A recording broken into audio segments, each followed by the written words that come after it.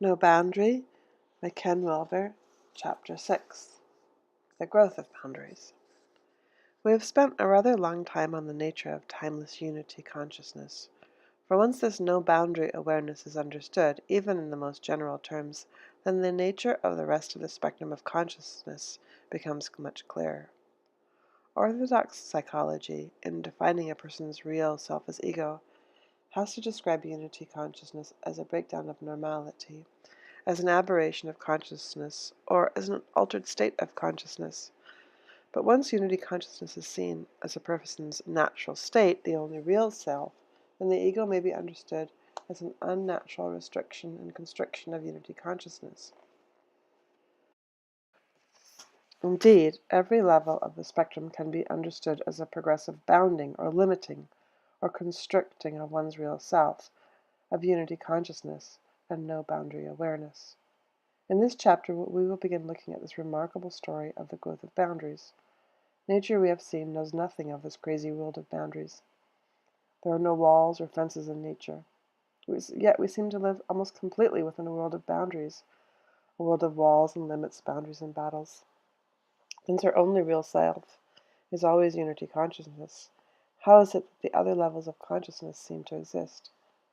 What happens to give rise to all these various levels of unity?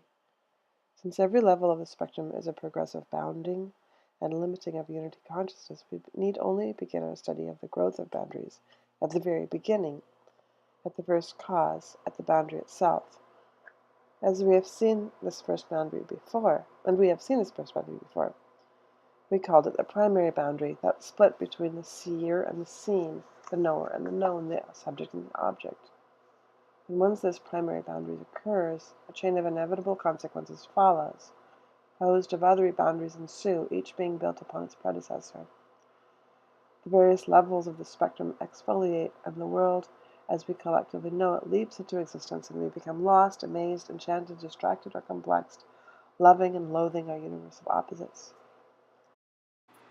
Philosophy, mythology, and even science have offered accounts of this beginning, the first cause, this impulse to creation itself. Astronomers tell us that approximately 15 billion years ago there was nothing, absolutely and completely nothing, and then, bang, out of zero, a magnificent explosion which flung existence into the cosmos. Christian mythology tells us that thousands of years ago there was only God, and then, in a series of 6-day mini-bangs, the world as we know it came to be. From science with its Big Bang to religion with its Big Daddy, all have sought to pinpoint this initial movement of creation and manifestation. But search as they might in the past, they will never find a satisfactory solution to this first cause, and for the sufficient reason that the past doesn't exist. The first cause did not occur yesterday. Rather, it is a present occurrence, a present fact, a present activity. Furthermore, this first cause is not to be ascribed to a God apart from our being, for God is the real self of all that is. The primary boundary, this perpetually active first cause, is our doing in this moment. The most puzzling aspect of all of this is why the primary boundary arises at all. Why, to put it in a different tone, original sin? Why a world of samsara, maya, the misery of boundaries? This is the natural question to ask, and yet is a booby puzzle. For when we ask why the primary boundary, we are really asking what came before the primary boundary. But nothing precedes the primary boundary. That is, nothing causes it, nothing produces it, nothing brings it into existence. If there were a cause to the primary boundary, then the cause would be itself a new primary boundary, in theological terms. If the first cause is a cause, it wouldn't be the first cause. So, unsatisfactorily as it initially seems, the only possible answer to the question, why the primary boundary, is there is no why. Rather, the primary boundary arises of itself, of one's own present activity, but as an activity which in itself is itself uncaused. It is a movement in and by one's unity consciousness, a movement that has many results, but is not itself a result. We will return to this initial movement in the last chapter and see if we can penetrate its secret activity, but all we can say at this point is that suddenly, in this moment, and in this moment, and in this moment again, the primary boundary arises. We have seen, as in the concave-convex example, that each time a boundary is superimposed upon reality, that boundary generates two apparently contradictory opposites. And the same thing occurs with the primary boundary. For the primary boundary severs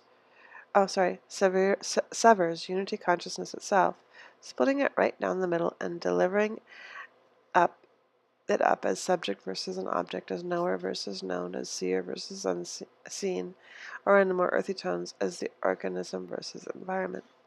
The natural line, the skin line which is not to be denied, between the organism and the environment becomes an illusory boundary, a fence, a separation of which is really inseparable. Says Krishnamurti, quote, and in that distance the division between the seer and the thing seen, in that division the whole conflict of man exists.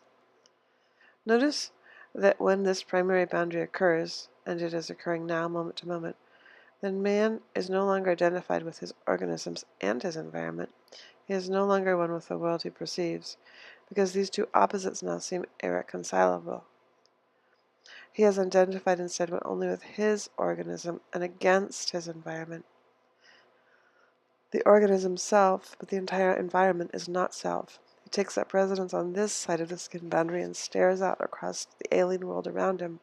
I, a stranger, alone, afraid, in a world he never made. With the primary boundary, man forgets his prior identity with the all and concentrates exclusively on his body-mind.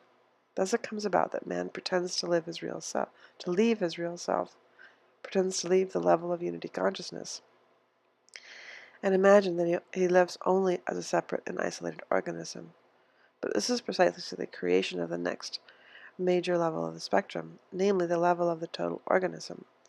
So the primary boundary severs the unity of the organism environment and creates the apparently conflicting opposites of organism versus environment, me in here versus the world out there. All subsequent boundaries will rest upon initial foundation, for as Chung Tzu explained, quote, if there is no other, there will be no self. If there is no self, there will be none to make distinctions. End of quote. With the primary boundary, our now separate self appears to set apart forever by its unbridgeable gulf from the world around it. We no longer are the world, we face it. Unity consciousness becomes individual consciousness, our supreme identity becomes a personal identity. The self, the big S self, becomes a little s self. And thus the first two major opposites, subject seer and object seer, are torn apart from their internal embrace and now face each other as mortal enemies. So begins the battle of me versus my world. The environment out there has become a potential threat, since it has the power to eradicate what I now feel to be my real self, and namely my organism, my body-mind. Thus there appears, for the very first time, an entirely new factor, a factor destined to be of overwhelming significance. There now appears the conscious fear of death. As an old Taoist sage said, quote, the true individuals of old knew nothing of the love of life or the hatred of death. Entrance into life occasioned them no joy, exit from it awakened no resistance. Composedly they went and they came. Thus there was in them the want of any mind to resist the Tao, and of all attempts by means of the human to resist the heavenly. Unquote. But what kind of individual is a true individual? Elsewhere the same sage speaks of the true individualist thus, quote, I am not attached to the body, and I give up any idea of knowing. By freeing my mind from the body and the mind, i.e. the separate organism or body-mind, I become one with the infinite. Unquote. In other words, death of the organism is only a problem to a self which identifies exclusively with that organism. For at that moment an individual separates herself, quote-unquote self, from the environment, and then, only then does this conscious fear of death arise.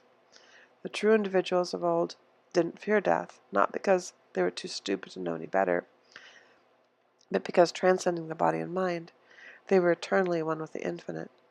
And the true individual, as Rinzai would point out, is really one's true self, one's own unity consciousness. When a person realizes that her fundamental self is the self of the cosmos, then the apparent death of individual forms is not only acceptable, but willed. And I laid me down with a will. Only parts face death, not the whole, capital W-H-O-L-E.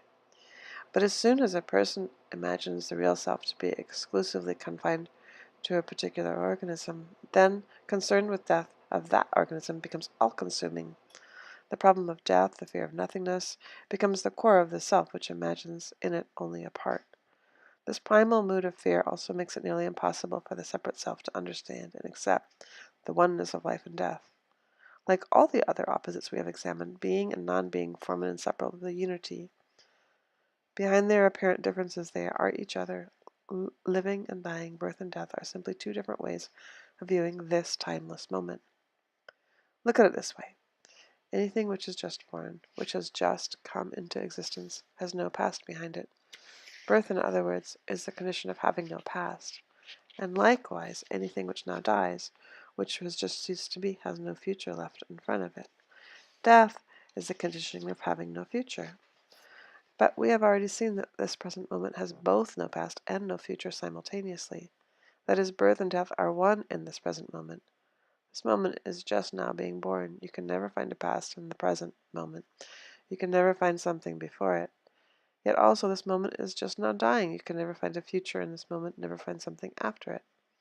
This present, then, is a coincidence of opposites, a unity of birth and death, being and non-being, living and dying. As Ibn put it, quote, every moment is a last moment, and every moment is a rebirth. But man, in identifying exclusively with his organism, the primary boundary, accepts only half of life and of birth and death. The death half is refused. Death, in fact, is precisely what he now fears above all else. And since death is the condition of having no future, when man refuses death, that really means that he refuses to live without a future. In fact, man demands a future as a promise that he will not so much as smell death in the present moment. His fear of death, whether operating overtly or subtly, propels him to always think, plan, yearn, or at least intend for tomorrow. His fear of death causes him to search for a future, reach for the next future, move toward a future. In short, his fear of death generates in him an intense sensation of time. Ironically, because the separate self is an illusion, the actual death of the separate self is also illusion. As the Sufi mystic Hazrat Inayat Khan put it, quote, there is no such thing as mortality, except the illusion, and the impression of that illusion, which man keeps before himself as fear during his lifetime. End quote. At this level, man creates the illusion of time so as to assuage his fear of an illusory death. In this sense, time is an illusion pushing against an illusion. There's a story about a man who met an old and rather feeble-looking fellow on a bus trip. The old man had a brown sack in one hand, and he was placing a bit of food into it.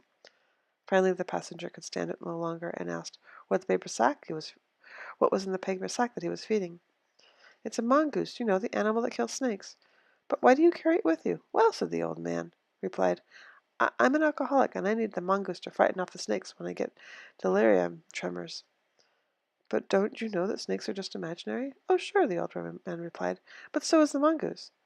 Likewise, we use the illusion of time to frighten off the illusion of death. The eternal and timeless now is an awareness that knows neither past nor future. The eternal now has no future, no boundary, no tomorrow, nothing ahead of it, nothing in front of it, nothing after it. But that is also the very real condition of death, for death is a state of having no future, no tomorrow, no time to come. To accept death is thus to be totally comfortable living without a future, that is, living in the present above time, as Emerson put it. But even with the rise of primary boundary, man refuses death and therefore refuses to live without a future. Man refuses, in short, to live without time. He demands time, creates time, lives in time. Survival becomes his hope. Time becomes his most precious possession. The future becomes his only goal. Time, the ultimate source of all his problems, thus becomes the imagined source of his salvation.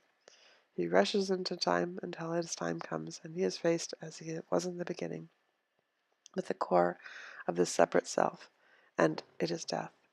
Quotes. Tomorrow and tomorrow and tomorrow creeps in this petty pace from day to day, to the last syllable of recorded time, and all our yesterdays have lightened fools the ways to dusty death. And because we demand a future, we live each moment in expectation and unfulfillment. We live each moment in passing. In just this way, the real nunc-stans, the timeless present, is reduced to nunc fluens, the fleeting present, the the passing present of a mere 1 or 2 seconds. We expect each moment to pass on to a future moment, for in this fashion we pretend to avoid death by always rushing toward an imagined future. We want to meet ourselves in the future. We don't want just now, we want another now, and another, and another, and tomorrow, and tomorrow, and tomorrow. And this paradoxically, our impoverished present is fleeting precisely because we demand that it end. We want it to end so that it can thereby pass to yet another moment, a future moment, which will only, in turn, live to pass. This is only half the story of time, because now man is now identified solely with his organism. The memory traces naturally present in that organism assumes a significance out of all proportion and becomes his consuming preoccupation. He clings to his memory as if it were real, that which is to say, as if it reported a real past of a real self. He becomes quite obsessed with his past. He identifies with it unconditionally. Because he demands a real future ahead of him, he likes to see a real past behind him, and thus this he engineers by pretending that memory gives a knowledge of actual past events instead of being a part of his present experience. He clings to memory as a promise that he once existed yesterday, and therefore will likely exist tomorrow. He thus lives only in memory and expectation, bounding and limiting his present with bittersweet lamentations of past times and poignant hopes of time to come. He wants something around his present to protect him from death, and so he bounds with it the past and the future. Notice with reference to figure 1 on page 9, so I'll go to page 9 and refresh our memory of what that is. So that's the graph. Figure 1, the spectrum of consciousness, where at the bottom is the longest line. Along the x-axis, unity consciousness, uncut. Above it is total organism. It's cut by the line that's going along the y-axis at an angle. Total organism. And then above that, ego level, also cut. And then above that, persona level. So remember that persona level has the persona and the shadow on either side of the cut. Ego and body on the ego level on either side of the cut. And on total organism, on either side of the cut is total organism or centaur, and the other side is environment. We have between total organism and unity conscious transpersonal bands, which are partially cut. And then at the bottom of unity consciousness, we have the uncut line on the y-axis. That's the universe manifest and unmanifest. Okay, so there is the graph that he's referring to on page 9. That the man is now identified with his total organism as it exists in space and time. I should point out that the large diagonal slash represents the self-not-self boundary, whose changes we are following. We have just seen it shift from the universe to the individual organism. So far, however, we have omitted any discussion of the intermediate levels of the transpersonal bands. These bands are too subtle and complicated to discuss at this point. We will return to them in Chapter 9, for by that time we will have the necessary background information to make sense out of some of them. To make some sense out of them. There we go.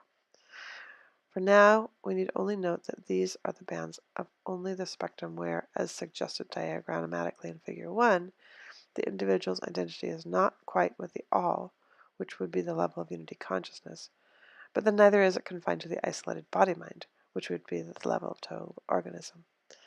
At these bands, the self-not-self boundary expands in a very positive sense, so that one finds here a level of awareness that clearly transcends the separate organism. Let us return to the level of the total organism and continue with the story of the growth of the spectrum. At this time, the individual is identified solely with her organism, existing in time and flight from death. Nevertheless, she is, at least, still in touch with her entire psychophysical being. This is why we usually refer to the level of the total organism by a simpler name, the centaur. The centaur is a legendary animal, half human, half horse, and so it well represents a perfect union and harmony of mental and physical. A centaur is not a horse rider in control of her horse, but a rider who is one with her horse. A rider who is one with her horse. Not a psyche divorced from and in control of a soma, but a self-controlling, self-governing, psychomatic unity. But now we have come to a major event. With the rise of the next level of the spectrum, the ego level, the centaur is literally broken. For the individual refuses to remain in touch with all of her organism. She refuses to extend her identity to all her organic activities. She refuses globally to feel herself. Instead, she narrows her identity to only a facet of her total organism. She identifies exclusively with her ego, her self-image, her pure mental personality, the abstract portion of the centaur. This means she denies the body and rejects it on a fundamental level by turning it into property. She is the rider, the controller, and the body is reduced to the role of a stupid beast, the ridden, the uncontrolled, the horse. Why does this occur? Why does this new addition of yet another boundary? Why this? What pushes the individual away from her centaur, her total organism? As one would expect, there are several reasons for this new boundary between mind and body, but an outstanding one is that the individual is still in flight from death. She avoids everything that might remind her of death, embody death, or even hint at death. And as she constructs her reality in flight from death, the first and most problematic thing she encounters is her body. The body seems to be the ultimate home of death. She knows her body is mortal. She knows it will decay and rot out from under her. It is in an uncompromising way the body is impermanent, and the individual in flight from death seeks only that which will promise her a tomorrow, in truth, an immortality of tomorrows. But that plainly leaves the body out. Thus man comes to nurse the secret desire that his self should be permanent, static, unchanging, impermeable, everlasting. But this is just what symbols, concepts, and ideas are like. They are static, unmoving, unchanging, and fixed. The word tree, for example, remains the same word even though every tree, real tree, changes, grows, transforms, and dies. Seeking this static immortality, man therefore begins to center his identity around an idea of himself. That is the mental abstraction called the ego. Man will not live with his body, for that is corruptible, and thus he lives only with his ego, a picture of himself to himself, and a picture that leaves out any true reference to death. Thus is the ego level born. See figure 1. The natural line between the body and the mind becomes an illusory boundary, a fortified fence, an armed wall separating that which is really inseparable. And since each boundary carries a new battle and a new war of opposites is on, the desires of the flesh are pitted against the wants of the soul, and all too often the spirit is willing, but the flesh is weak. The organism becomes divided against itself, forsaking thereby its deeper integrity. Man loses touch with his total organism, and the most he will allow it is a mental representation, a self-image of that total organism. It is not exactly that man loses touch with his body. Rather, he loses touch with the unity of the body and mind, the unity of feeling and attention that is characteristic of the centaur. The whole clarity of feeling attention becomes disrupted and distorted, and in its place is left compulsive thinking on the one hand, and disassociated body on the other. Thus we find ourselves on the ego level, a man identified with a mental reflection of his total organism, with a self-image. Now, a more or less accurate self-image is a loose image. It makes room for the entire conventional history of the organism. It includes childish aspects of the organism, the emotional aspects, the rational as well as the irrational. It knows the strengths and the weaknesses of the entire organism. It possesses a conscious or superego, a bittersweet gift from the parents, and a philosophic outlook, which is a personalized matrix of boundaries. A healthy ego integrates and harmonizes all these various aspects. Occasionally, however, all is not well with the ego. For uncertain circumstances, an individual can refuse to touch aspects of his own ego. Some of the ego's wishes and desires seem so strange, threatening, or taboo that a person will refuse to acknowledge them. He fears that to have a wish is the same as to act on that wish, and that would bring such terrible consequences that he simply desires that he has the wish. He simply denies that he has the wish in the first place. He might, for example, have a fleeting wish, a minor aspect in his ego tendencies to attack someone. Few people escape this temporary wish. But afraid that he might act on that wish, he simply denies ownership of it, and then forgets that he denied it. Me, I'd never even think of such a thing, and since I wouldn't, there's no need for me to deny it in the first place. But alas, the wish does remain his, and he can only pretend to disown it. As regards the not-self boundary, the taboo wish goes to the other side, or at least appears to. In similar fashion, all of the facets of the ego which were disliked or not understood and accepted are secretly placed on the opposite side of the fence, and then they join the enemy's forces. To illustrate this split with ego, let's take the fellow just mentioned who wishes to attack somebody, say his boss, but instead denies awareness of the wish. The wish does not thereby evaporate. It still exists, but it seems to exist outside the ego. In technical jargon, the wish is projected. The guy knows somebody is fighting mad, but since it obviously isn't him, he has to pick a candidate. Angry impulse, in other words, is still present and still active, but since he denies that it is his, he can find it only in other people, in the only other place possible, in other people. Suddenly, people in the environment seem to be mad at him, and for no apparent reason. His wishes to fight now appears to come from others, and not to be aimed at him instead of the other way around. I'm mad at the world, when projected, becomes the world is mad at me. He understandably develops symptoms of depression. But something else significant has happened, for the person is now no longer in touch with all of his egoic tendencies. Not only can he not touch his total organism, the fate of all ego's definition, he can't even think about all of his organism's potentials because some thoughts are now outlawed. He cannot find, in other words, an accurate and acceptable self-image.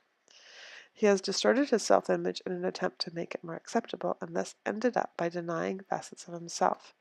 He develops a fraudulent picture of himself, of inaccurate self-image. He develops, in short, a persona, and all of these unacceptable aspects of his ego now appear as external, foreign, and not self. They are projected as the shadow. A boundary is erected within the ego, and the individual's sense of self narrows as a consequence, while his sense of menacing, not self, grows. Thus develops the persona level. See Figure 1. As we see we see that through successive boundaries the spectrum of consciousness evolves. Each time a new boundary is drawn, the person's sense of self diminishes, shrinks, becomes less roomy, more narrowed, and restricted. First the environment, then the body, then the shadow appear as not self, as existing out there, as being foreign objects and enemy objects at that, for every boundary line is a battle line. But all of these objects out there are just projections of a person's own being, and they all can be rediscovered as aspects of one's own self. It is this process of discovery that we will undertake in the rest of this book. And each discovery, although sometimes painful, is finally a joy, for each discovery that an object out there is really an aspect of one's own self converts enemies into friends, wars into dances, battles into plays. The shadow, the body, the entire environment have become part of our unconscious, consequence of our fantasy dreams in a world of maps and boundaries, the gift of Adam to his sleeping sons and daughters. Let us then lift the boundaries and look afresh at the real world. Let us lift the boundaries so that we can once again touch our shadows, our bodies, our world, knowing too that all we touch is at the heart of the original face of our own true self. Chapter 7, The Personal Level, the Start of Discovery. The movement of descent and discovery begins at the very moment you consciously become dissatisfied with life. Contrary to most professional opinion, this gnawing dissatisfaction with life is not a sign of mental illness, nor an indication of poor social adjustment, nor a character disorder. For concealed within this basic unhappiness with life and existence is the embryo of growing intelligence, a special intelligence usually buried under the immense weight of social shams. A person who is beginning to sense the suffering of life is at the same time beginning to awaken to deeper realities, truer realities. For suffering smashes to pieces the complacency of our normal fictions about reality, and forces us to become alive in a special sense, to see carefully, to feel deeply, to touch ourselves and our worlds in ways we have heretofore avoided. It has been said, and truly I think, that suffering is the first grace. In a special sense, suffering is almost a time for rejoicing, for it marks the birth of creative insight. But only in a special sense. Some people cling to their suffering as a mother to its child, carrying it as a burden they dare not set down.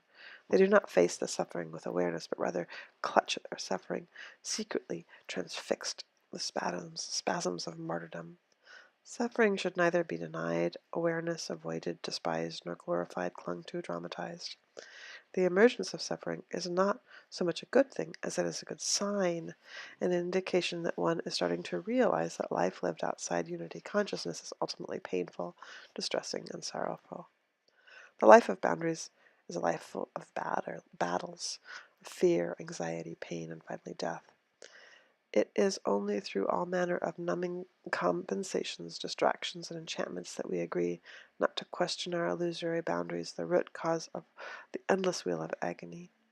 But sooner or later, if we are not rendered totally insensitive, our defensive compensations begin to fail their soothing and concealing purpose.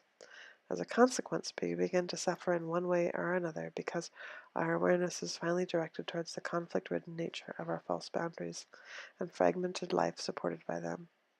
Suffering, then, is the initial movement of the recognition of false boundaries. Correctly understood, it is therefore liberating, for it points beyond boundaries altogether. We suffer, then, not because we are sick, but because intelligent insight is emerging. The correct understanding of suffering, however, is necessary in order that the birth of insight is not aborted. We must correctly interpret suffering in order to enter into it, live it, and finally live beyond it. If we do not correctly understand suffering, we simply get stuck in the middle of it. We wallow in it, not knowing what else to do. Throughout human history, various shamans, priests, sages, mystics, saints, psychologists, and psychiatrists have tried to point out the best way to live suffering correctly so as to live beyond it. They have confronted men and women with insights into their suffering so that, correctly understanding their suffering, they might go beyond it in freedom. But the insights offered by these various doctors of the soul have not always been of the same nature. In fact, these insights often drastically contradict each other. The more ancient soul doctors advise us to contact God. The modern soul doctors advise us to contact our unconscious. The avant-garde soul doctors advise us to touch our bodies. The clairvoyant soul doctors advise us to transcend our bodies. Today, more than ever, our doctors of the soul are in strident disagreement, and as a general result, we are paralyzed in the middle of our suffering, confused as to what it means, confused even about whom to ask what it means. Frozen in our suffering, our deeper insights into reality do not and cannot emerge. We cannot enter our sufferings with awareness so as to liberate the insights hidden in it. We cannot endure our sufferings with fruitful results unless we know what it means and why it is occurring. We don't know what it means because we have no doctor of the soul whom we can truly and completely trust. There was a time when we looked with innocent faith to a priest or sage or shaman as a soul doctor, and she or he aimed our awareness towards God. In the last century, however, the priest was largely displaced by the psychiatrist as the authority to trust if one were really troubled, and the new priest aimed your awareness instead towards aspects of your own psyche. Yet today trust in the psychiatrist is slowly diminishing as a widely respected soul doctor. More modern, effective, and liberating therapies are emerging.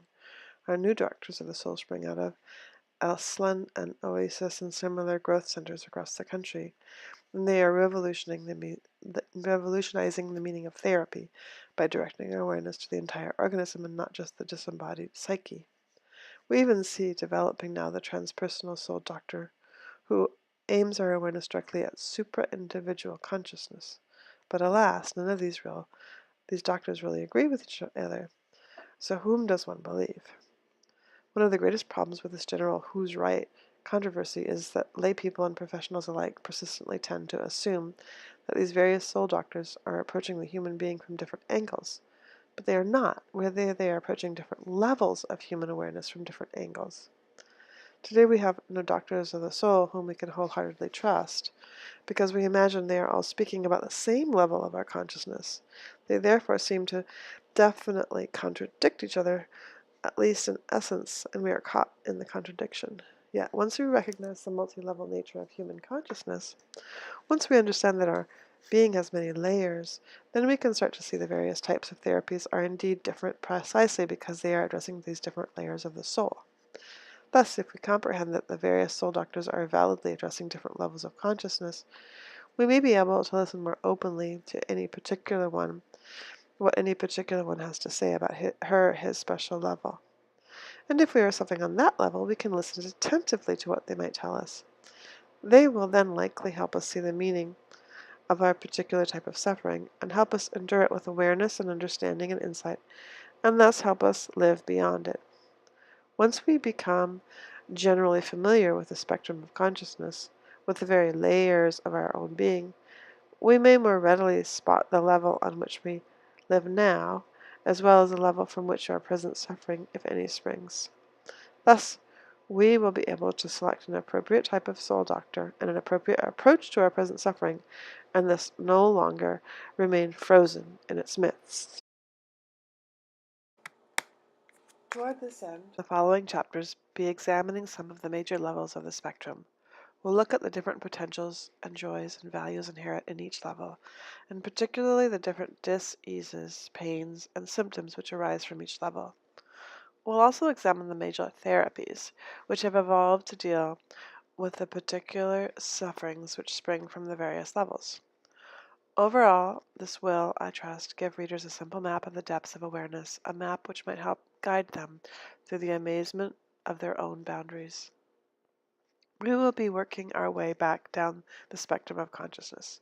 This descent can be usefully described in all sorts of ways, from harmonizing opposites to expanding consciousness to transcending complexes, but most fundamentally, this descent is a simple dissolving of boundaries. We have seen that each time a new boundary is constructed, we limit, restrict, and narrow our sense of self, so that our prior identity progressively shifts from the universe to the organism to the ego to the persona. In a figurative sense, the self becomes smaller and smaller while the non-self becomes larger and larger. With each boundary, a new facet of the self is projected and thus appears external, alien, foreign, out there, on the other side of the fence. To construct a particular boundary is therefore to create a particular projection, some facet of self which now appears to be not self. And likewise, to re-own a projection is to dissolve a boundary. When you realize that a projection which appeared to exist out there is really your own reflection, is actually a part of yourself, then you have torn down that particular boundary between self and not self. Hence the field of your awareness becomes that much more expansive, open, free, and undefended.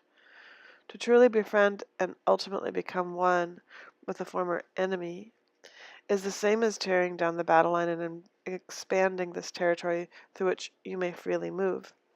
These projected facets will then no longer threaten you because you are them.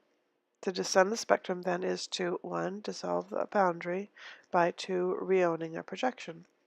This occurs at each step of the descent.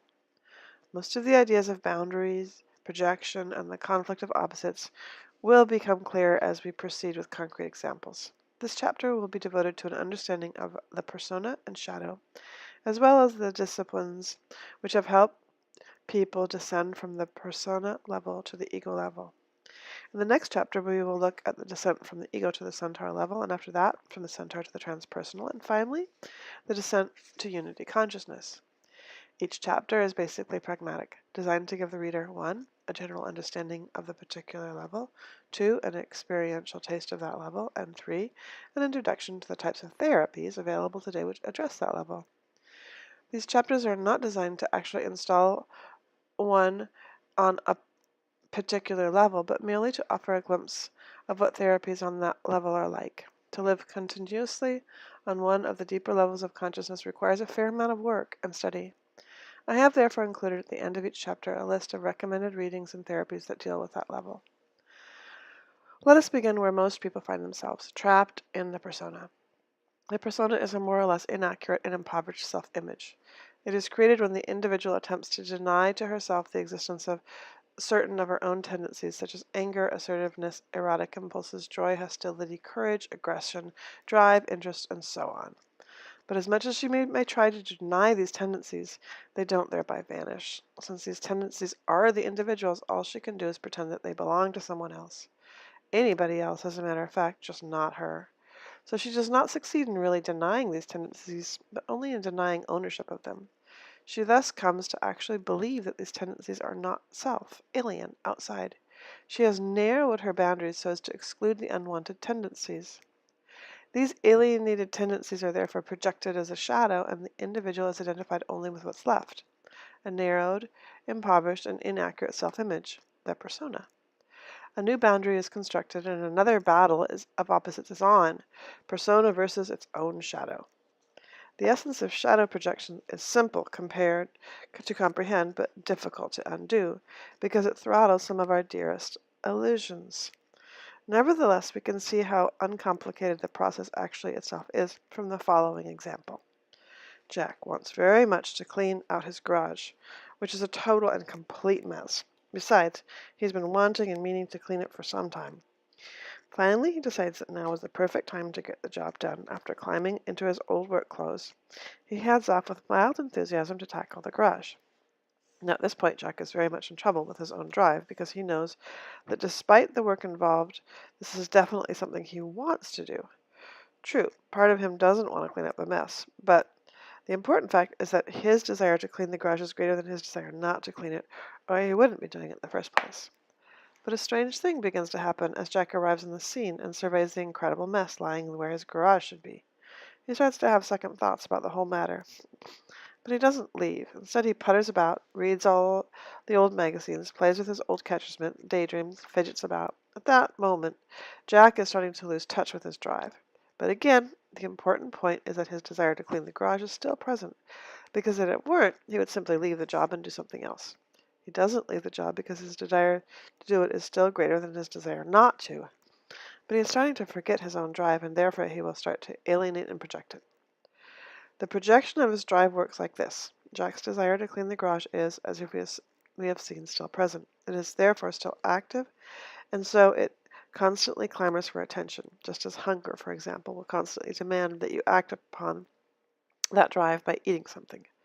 Because the drive to clean the garage is still present and active, Jack knows in the back of his mind that somebody wants him to clean the garage. But that's precisely why he is still puttering about. Jack knows that somebody wants him to clean up, but his problem is that at that point he has forgotten who it is. Then he starts to get angry and annoyed with the whole project, and as the hours drags by, he gets more and more upset with his plight. All he really needs to complete the projection, that is, to totally forget his own drive to clean the garage, is a likely candidate on whom he can hang his own projected drive. Since he knows somebody is pushing him to clean up, and that is annoying the daylights out of him, he'd really like to find the other person who is pushing him. Enter the unsuspecting victim. Jack's wife happens by the garage, pokes her head in, and innocently asks if he has finished cleaning up. In a mild fit, Jack snaps that she should get off his back, for now he feels that not he, but his wife wants him to clean the garage. From the projection is completed, for Jack's own drive now appears to come from outside. He has projected it, put it on the other side of the fence, and from there it seems to attack him. Jack starts to feel, therefore, that his wife is pressuring him. Yet the only thing he is actually feeling is his own projected drive, his own misplaced desire to clean the garage. Jack might yell at his wife that he doesn't want to clean the stupid garage at all, that she's just nagging and pressuring him. But if Jack really did want to clean the garage, if he really were innocent of that drive, he would have simply answered that he had changed his mind and would clean it some other day. But he did not, because in the back of his mind he knew that somebody really wanted the garage cleaned. But since it wasn't him, it had to be someone else. The wife, of course, is a likely candidate as she enters the scene and Jack throws his projected drive onto her. In short, Jack projected his own drive and therefore experienced it as an external drive, as coming from the outside. And another name for external drive is pressure. In fact, anytime a person projects some sort of drive, he will feel pressure. He will feel his own drive coming back at him from the outside. Further, and this is where most people blink in utter disbelief, all pressure is a result of projected drive. In this example, notice that if Jack did not possess the drive to clean the garage, he would have not felt any pressure from his wife.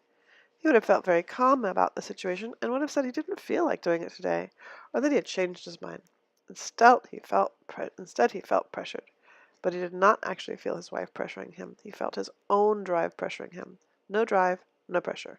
All pressure is at the bottom of a person's displaced drive.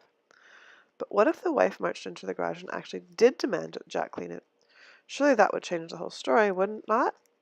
If Jack then felt pressured, wouldn't this be because his wife was pushing him? Wouldn't Jack be feeling her pressure and not his own? Actually, this did not change the story at all. It will just make it much easier for Jack to hang his projection on her. We say she is a good hook because she is displaying the same tendency which Jack is about to project onto her. This makes it oh so inviting for Jack to project his drive onto his wife. But it is still his drive. He must have had that drive, and he must project it, or there would be no feeling of pressure. His wife might indeed be pressuring him to do something, but he won't actually feel pressure unless he also wants to do it and then projects it. His feelings are just that, his feelings.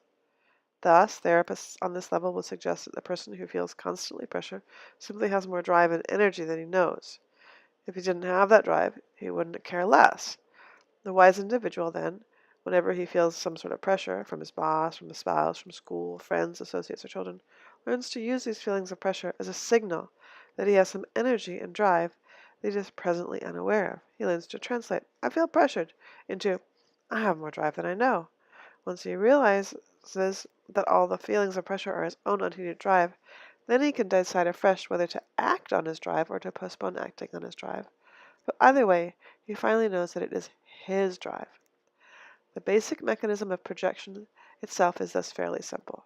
An impulse is just a drive, anger, or desire which arises in you and is naturally aimed at the environment. When projected, appears as an impulse originating in the environment and aimed at you. It's a boomerang effect, and you end up clobbering yourself with your own energy. No longer do you push to action, you feel pushed to action. You have placed the impulse on the other side of the self, not self boundary, and so naturally it attacks you from the outside, instead of helping you to attack the environment. So, we can see that there are two major consequences of shadow projection. First, you feel that you completely lack the projected impulse, trait, or tendency. And second, it appears to exist out there in the environment, usually in other people. The self is made less, and not self is made more. But as comfortable as this can be, a person who is projecting will vigorously defend his mistaken view of reality. If you approached Jack while he was yelling at his innocent wife and tried to point out his feelings of being pressured and nagged were really his own drive, you'd probably get hit. For it is of the utmost importance that the individual prove his projections are really out there threatening him. At any rate, most people have a very strong resistance to accepting their own shadows, a resistance to admitting that their projected impulses and traits are theirs. Resistance, as a matter of fact, is a major cause of projection. A person resists his shadow, resists the disliked aspects of himself, and therefore projects them. So wherever there is a projection, there is some sort of resistance lurking close by. Sometimes this resistance is mild, sometimes it's violent, but nowhere in its operation more plainly evident than in the most common form of projection, the witch hunt. Almost everybody at one time or another has seen, heard, or participated in some form of a witch hunt, such as as grotesque as these things can be, they nevertheless illustrate the disaster of projection and the persistent blindness of people to their own foibles. At the same time, the witch hunt offers the very clearest example of the truth of projection, the truth that we loathe in others these things and only those things that we secretly loathe in ourselves. The witch hunt begins when a person loses track of some trait or tendency in herself, which she deems evil, satanic, demonic, or at least unworthy. Actually, this tendency or trait could be the most inconsequential thing imaginable. A bit of human perversity, orneriness, or rascality. All of us have a dark side, but the dark side does not mean bad side. It only means that we have a little black heart. Quote, there's a little bit of larceny in everybody's heart, unquote. Which, if we are fairly aware and accepting of it, actually adds to much of the spice in life. According to the Hebrew tradition, God himself played this wayward, whimsical, or perverse tendency in all people at the very beginning, presumably to prevent humankind from perishing from boredom. But the witch hunter believes that she has no little black heart. She assumes to some degree a peculiar air of righteousness. It isn't that she lacks a little black heart, as she would like to believe and like to have you believe, but that she is extremely uncomfortable with her little black heart. She resists it in herself, tries to deny it, attempts to cast it out. But it remains as it must, and it remains hers, persistently clamoring for some attention. The more her little black heart clamors for attention, the more she resists it. The more she resists it, the more strength it acquires, and the more it demands her awareness. Finally, because she can deny it no longer, she starts to see it. But she sees it in the only way she can, as residing in other people. She knows somebody has a little black heart, But since it just can't be her, it must be somebody else. And all she has to do now is to find somebody else. And this becomes an extremely important task because if she can't find somebody onto whom she can project her shadow, she will be left holding it herself. It is here that we see the resistance playing its crucial role. For just as the person once hated and resisted her own shadow with unbridled passion and sought to eradicate by any means, she now despises with the very same passion those upon whom she cast her own shadow. Sometimes the witch hunting takes on atrocious dimensions, the Nazi persecution of Jews, Salem witch trials, Ku Klux Klan scapegoating of blacks. Notice, however, that in all such cases the persecutor hates the persecuted for precisely those traits that the persecutor displays with glaring, uncivilized fury. I'll say that sentence.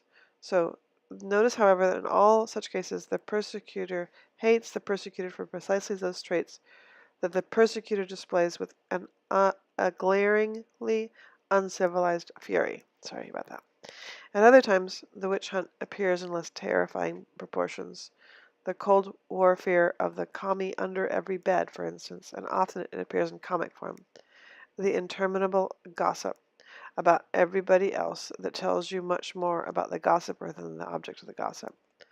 But all of these are instances of individuals desperate to prove their own shadows belong to other people. Many men and women will launch into tirades about how disgusting homosexuals are. Despite how decent and rational they otherwise try to behave, they find themselves seized with the loathing of any homosexual, and in an emotional outrage they will advocate such things as suspending gay rights or worse. But why does such an individual hate homosexuals so passionately? Oddly, he doesn't hate the homosexual because he is homosexual.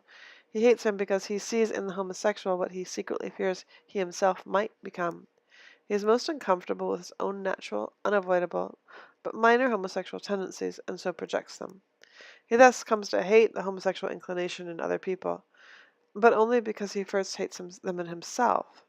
And so, in one form or another, the witch hunt goes on. We hate people because, we say, they are dirty, stupid, perverted, immoral. They might be exactly what we say they are, or they might not. That is totally irrelevant, however, because we hate them only if we ourselves unknowingly possess the despised traits ascribed to them. We hate them because they are a constant reminder of the aspects of ourselves that we are loath to admit. We are striving to see an important indicator of a projection. Those items of the environment, people or things, that strongly affect us instead of just informing us are usually our own projections. Items that bother us, upset us, repulse us, or at the other extremes attract us, compel us, obsess us. These are usually reflections of the shadow. As an old proverb has said it, I looked, and this I came to see, that what I thought was you and you was really me and me. With this basic understanding of the shadow, we can now unravel some other common projections. Thus, just as pressure is projected drive, obligation is projected desire. That is, persistent feelings of obligation are a signal that you are doing something that you don't admit you want to. Feelings of obligation, feelings of, I have to do this for your sake, arise most often in the family situation. The parents feel obliged to take care of the kids. The husband feels obliged to support the wife. The wife feels obliged to accommodate the husband, and so on. People, however, eventually begin to resent obligations, no matter how delightful they may seem to an outsider. As this resentment grows, the individual is likely to revert to witch hunting, and thus he and his spouse usually end up at the witch doctor, commonly called the marriage counselor. The person who feels he is under terrible obligation to do such and such is simply projecting his real desire to do such and such. Yet, this is exactly what he won't admit in his resistance to the shadow. In fact, he will tell you precisely the opposite. He will claim that he feels obliged because he really doesn't want to do such and such. But that can't be quite true, because if he really lacked all desire to help, he wouldn't feel obliged at all. He wouldn't care less. It is not that he doesn't want to help, it's that he wants to and won't admit it. He wants to help others, but projecting this desire, he then feels that others want him to help. Thus, obligation is not the weight of demands from others, but the weight of one's own unacknowledged friendliness. Let's examine another common projection. Perhaps nothing is more painful than the feeling of acute self-consciousness, the feeling that everybody is staring at us. Maybe we have to give a speech or act in a play or receive an award, and we freeze because we feel that everybody is looking at us. But many people don't freeze in public. So the problem must lie not in the situation itself, but in something we are doing in the situation. And what we are doing, according to many therapists, is projecting our own interests in people so that everybody seems interested in us. Instead of actively looking, we feel looked at. We give our eyes to the audience so that their natural interest in us seems blown out of proportion into a massive amount of interest zeroed in on us personally, watching every move, every detail, every action. So naturally we freeze, and we stay frozen until we dare to take back the projection, to look inside of feeling looked at, to give attention instead of being clobbered by it. Along the same line, imagine what might happen if a person projected a bit of hostility, a bit of her desire to aggressively attack the environment. She would feel that people were being unnecessarily hostile and provocative towards her, and she would consequently start to become intimidated, fearful, and perhaps even terrified by the amount of hostile energy zeroed in on her. But this fear would be the result not of the environment, but of her projection of hostility onto the environment. Thus, in most cases, a person's unrealistic fear of people or places is just a signal, a tip-off, that she is angry and hostile, but doesn't know it. In a similar vein, one of the most common complaints of people seeking emotional counseling is that they feel rejected. They feel that nobody really likes them, that nobody really cares for them, that everybody is highly critical of them. Often they will feel that this is doubly unfair because basically they like everybody. They feel they pretty much lack any rejecting tendencies themselves. They bend over backwards to be friendly and uncritical of others. But these are exactly the two distinguishing marks of projection. You lack the trait, everybody else has lots of it. But as every child knows, it takes one to know one. The person who feels everybody is rejecting him is really the one who is totally unaware of his own tendencies to reject and criticize others. These tendencies could be a minor aspect of his total personality, but if he is unaware of them, he will project them on everybody he sees and knows. This multiplies the original impulse so that the world begins to look ominously critical of him in proportions that are simply not there. The point, true of all projections, is that some people may indeed be very critical of you, but this won't overwhelm you unless you add to their real criticism your own projected criticism. Thus, any time you feel intense feelings of inferiority and rejection, it would be wise to look first for a projection and admit that you can be a little bit more critical of the world than you know. It should be apparent by now that shadow projection not only distorts our view of reality out there, but it also greatly changes our feelings of ourselves in here. When I project some emotion or trait as shadow, I still continue to perceive it, but only in a distorted and illusory fashion. It appears as an object out there. Likewise, I still continue to feel the shadow, but only in a as distorted and disguised, not disgusting, disguised fashion. Once the shadow is projected, I feel it only as a symptom. Thus, as we have seen, if I project my own hostility towards people, I will imagine that people are harboring hostile feelings for me, and thus I will begin to feel a creeping fear of people in general. My original hostility has become my projected shadow. So I see it only in other people, and I feel it in myself only as a symptom of fear. My shadow has become my symptom. So when I try to cast out my shadow, I do not become free of it. I am not left with a vacancy, a gap, or a blank space in my personality. I am left with a symptom, a painful reminder that I am unaware of some facet of myself. Further, once my shadow has become my symptom, I will then fight my symptom as I once fought my shadow. When I try to deny any of my own tendencies, these tendencies show up as symptoms. I then dislike the symptoms with the same force I once disliked the shadow. I would probably even try to hide my symptoms of trembling, inferiority, depression, anxiety from other people, just as I once tried to hide my shadow from myself. So each symptom, depression, anxiety, boredom, fear, contains some facet of a shadow and some projected emotion or trait or characteristic. It is important to understand that our symptoms, as uncontrollable as they may be, must not be resisted, despised, or avoided because they contain the key to our own dissolution. To fight a symptom is merely to fight the shadow continued in the symptom, and this is precisely what caused the problem in the first place. As the first step in therapy on this level, we need to make our room for our symptoms, give them space, actually start to befriend the uncomfortable feelings called symptoms that we hitherto despised. We must touch our symptoms with awareness and as much open acceptance as we can command, and this means to allow oneself to feel depressed, anxious, rejected, bored, hurt, or embarrassed. It means that where formerly we resisted these feelings, in all sorts of ways we now simply allow these feelings to display themselves. Indeed, we actively encourage them. We invite the symptom right into our house and we let it move and breathe freely, while we simply try to remain aware of it in its own form. That, very simply, is the first step in therapy, and in many cases, it is all that is required. For the moment we truly accept a symptom, we also accept a larger part of the shadow concealed in that symptom. The problem tends to disappear. If the symptom is persistent, we proceed to the second step of therapy on a personal level, on the persona level. The instructions for the second step are simple, but its execution demands time and perseverance. All we do is begin to consciously translate any symptoms back to its original form. For this translation, you might actually use a dictionary, the broad guidelines set forth in this chapter, see the table, and in the recommended readings. So I will go to the chapter, to the table. So the title of the table is The Common Meaning of Various Shadow Symptoms. And then subtitle, A Dictionary for Translating Symptoms Back to their Original Shadow Form. So we have symptom in one column, and then translated to its original shadow form in the other column. So pressure is a symptom, its original shadow form is drive. Rejection, a symptom, nobody likes me, symptom, and the drive is I wouldn't give them the time of day. That's the original shadow. So now we have the symptom of guilt, you make me feel guilty, and the original shadow form is I resent your demands.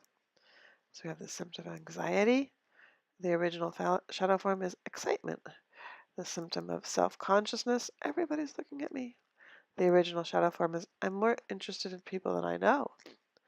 The symptom of impotence and frigidity, and the original shadow is I wouldn't give him or her the satisfaction. And then we have the symptom of fear, they want to hurt me.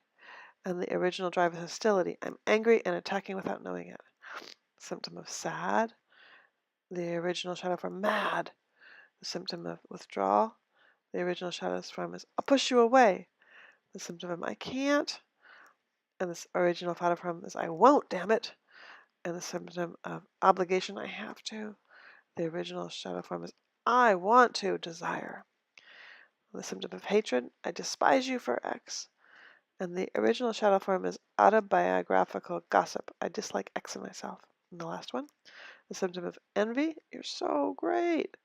And the original shadow form is I'm a bit better than I know. All right. So, back to the reading.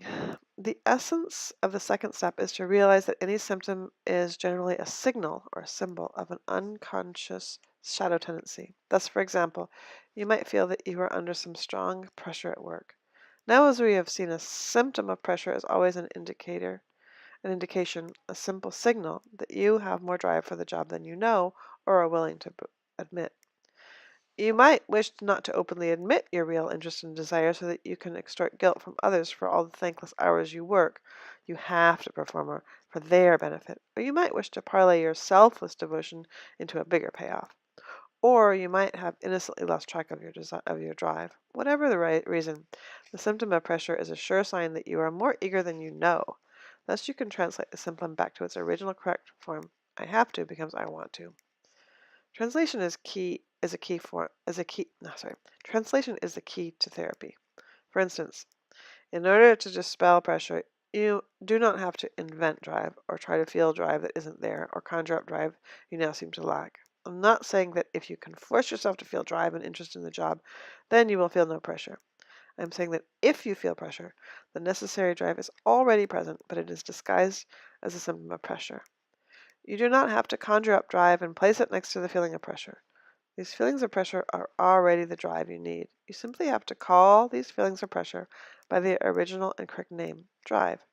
It's a simple translation, not a creation.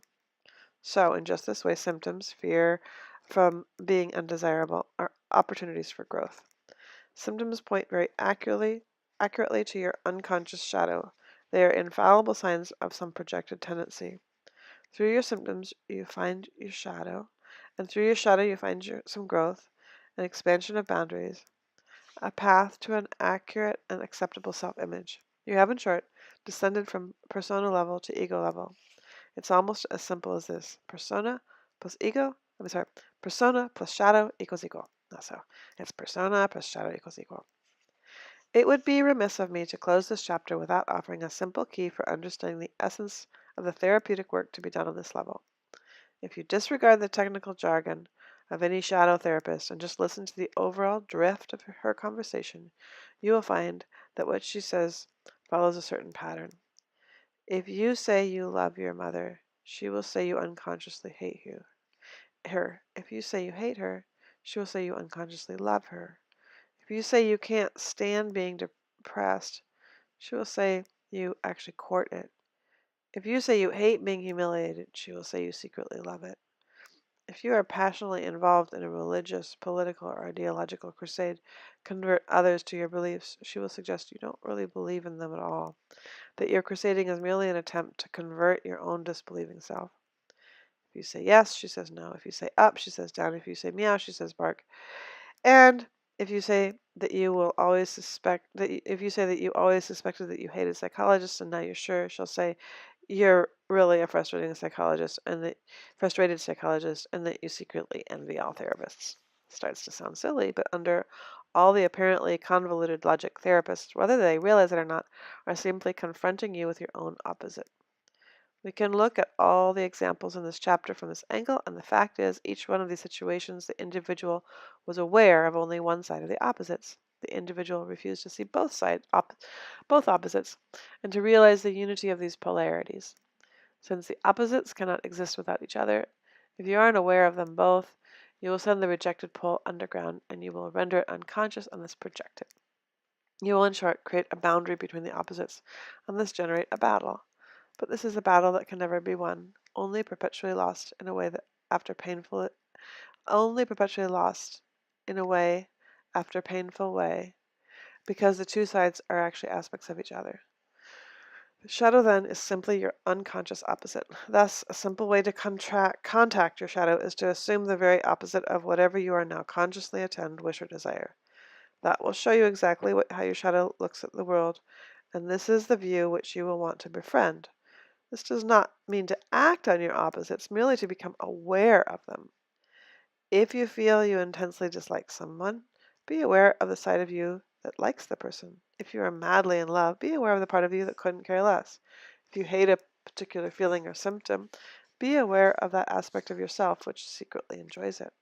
The moment you are truly aware of your opposites, of both the positive and negative feelings towards any situation, then many tensions connected with that situation drop out because the battle of opposites which created the tension is dissolved. On the other hand, the moment you lose the unity of opposites, the awareness of both sides in yourself, then you split the opposites apart, erect a boundary between them, and thus render the rejected pole unconscious, where it returns to plague you as symptom.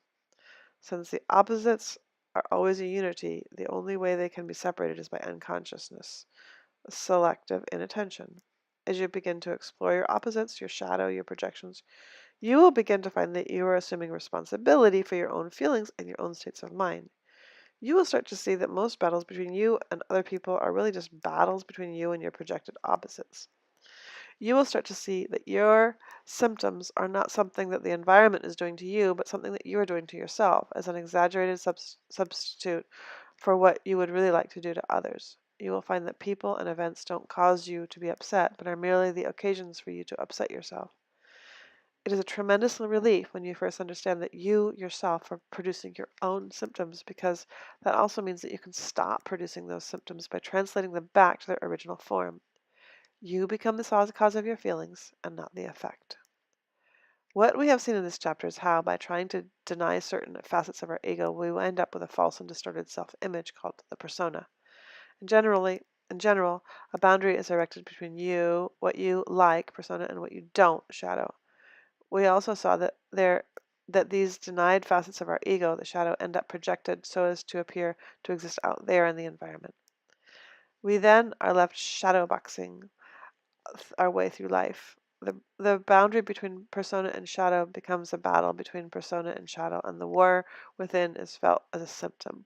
We then hate our symptoms with the same passion which we originally hated our shadow, and with the shadow projected onto other people, we hate those people as we once hated a shadow. We then treat others as a symptom, something to be fought, and so the manifold forms of battle proceed across this level's boundary. To develop a more or less accurate self-image, that is to say, to descend from persona to ego, to simply gain a comprehensive awareness of those facets of yourself which you didn't know exist.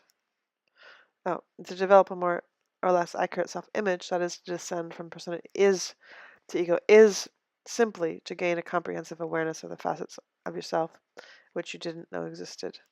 And these facets are easily spotted because they show up as your symptoms, your opposites, your projections. To take back your projections is simply to tear down a boundary, to include as yourself things which you thought were foreign, to make room in yourself for an understanding and acceptance of all your various potentials, negative and positive, good and bad, lovable and despicable, and thus to develop a relatively accurate image of everything your psychological organism is. It is to shift your boundaries, to remap your soul, so that old enemies are allies and secretly fighting opposites become open friends, and in the end, you will find not all of you is you will not find all of you desirable. You might find all of you likable. Okay, recommendations. Although psychoanalysis remains the classic approach to the ego level, i.e., to helping an individual living as persona descended to the ego level, I can no longer recommend this procedure as a therapy of choice, even if you can afford the money and time. First, there are quicker methods that are at least as effective. Second, analysis itself so often twists the insights that spontaneously arise from the deeper levels of the spectrum that it tends to reduce the depths of the soul to bland uniformity. The theory of psychoanalysis, however, remains essential to an understanding of the dynamics of ego, persona, and shadow, and a good introduction is Calvin Hill, A Primer on Freudian Psychology. The advanced student might try Freud's own A General Introduction to Psychoanalysis, and serious readers are directed to Odo Fenikel, The Psychoanalytical Theory of Neurosis. Books dealing with more recent approaches to the persona-ego include William Glasser, Reality Therapy, Ellis and R. Harper, A New Guide to Rational Living, M. Maltz, Psychobernetics, Karen Horney, Self-Analysis. Horney has some decidedly centric, holistic trends in her approach, which make her works useful on both ego and centaur levels. M. Werthern's Self-Psyching is a nice compendium of techniques, most of which aim at ego problems. Putney and Putney, The Adjusted American, is a marvelous book.